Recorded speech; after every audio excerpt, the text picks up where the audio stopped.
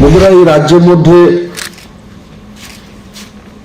একটা লম্বা সময় কমিউনিস্টরা সত্তাসীন ছিল। আর কমিউনিস্টরা নিজেদেরকে পুরো দুনিয়াতে শ্রমিক দরদি এবং অন্তিম ব্যক্তি দরদি হিসেবে নিজেকে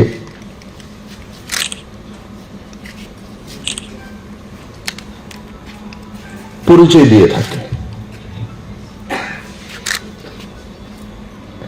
রাজ্যে যখন কমিউনিস্ট সত্তাসীন ছিল, আজকে অপোজিশনে রয়েছে, অপোজিশনের তকমা পেত না, প্রথম পায়নি, আপনারা ভালোই জানেন। ত্রিপুরা মাতা আমাদের সঙ্গে আসার কারণে পেয়েছে বাই ডিফল্ট। এদেরকে অপোজিশনের জায়গা ত্রিপুরার মানুষ দেয়নি, বাই ডিফল্ট এসছে।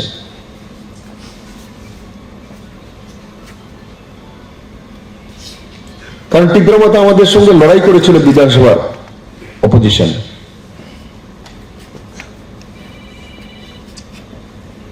আজকে যিনি আমাদের সঙ্গে মন্ত্রী আছেন অ্যালায়েন্সে, উনি অপোজিশন লিডার ছিলেন।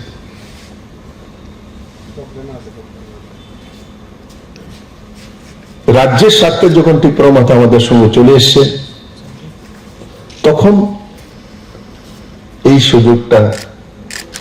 সুযোগ পেয়েছে। কেন এই পরিণতি হলো দুর্দান্ত প্রতাপশালী কমিউনিস্ট পার্টির?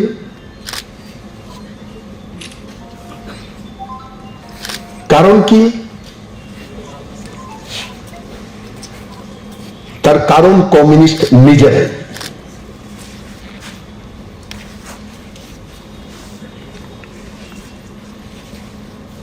এদের সবচেয়ে বড় নেতা, ইন্টারন্যাশনাল লিডার লেনিন, যার জন্মদিন, মৃত্যুদিন, লেনিন রুশ বিপ্লব। এখন তো বিপ্লব বলেন আমার ভয়, নাম বললেই লুকায় চলে আসবে, বিপদে পড়েছে। কে সে লেনিন? শ্রমিক, পাম্প অপারেটর, সর্বহারা, জোট মিলে কাজ করত।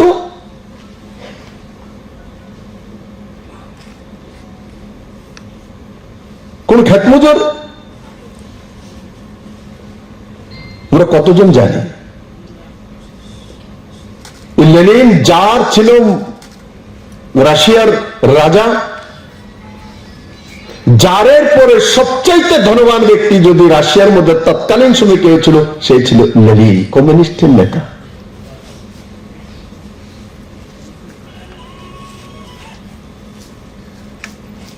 এঙ্গেলস শিল্পপতি, কার্ল মার্কসকে সঙ্গে নিয়েছে, কারণ পয়সাগরি হওয়ার পর তার নাম লাগবে দুনিয়াতে। আজকে এঙ্গেলসের নামটা বিপ্লব দেবে বলছে এখানে ত্রিপুরাতে বসে। কেন? যদি খালি শিল্পপতি থাকতো তার নাম আসতো এখানে? কত শিল্পপতি আসে যায় দুনিয়াতে, কে জানে? তার নাম লাগবে, প্রতিপত্তি লাগবে, অর্থ তো আছে। তার জন্য কার্ল মার্কসকে আবিষ্কার করলেন।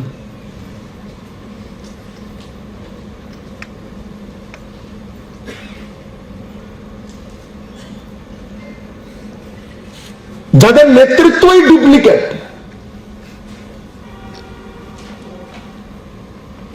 এরা কোথা থেকে শ্রমজীবী মানুষের জন্য কাজ করার মতো মানসিকতা হতে পারে?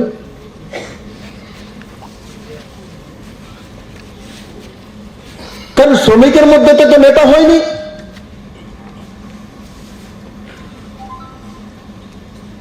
এই ত্রিপুরা রাজ্য বিভিন্ন ইউনিয়নের যারা নেতা, একসময় মন্ত্রী ছিলেন, এরা একজনও খেতমজুর ছিল না। হ্যাঁ, একজনে একটু, যেটা আমি শুনেছি, জানি না কতটা সত্য, যে বাস কন্ট্রাক্টর ছিলেন, তবু মানা যেতে পারে, চলো ভাই কিছু তো করেছে।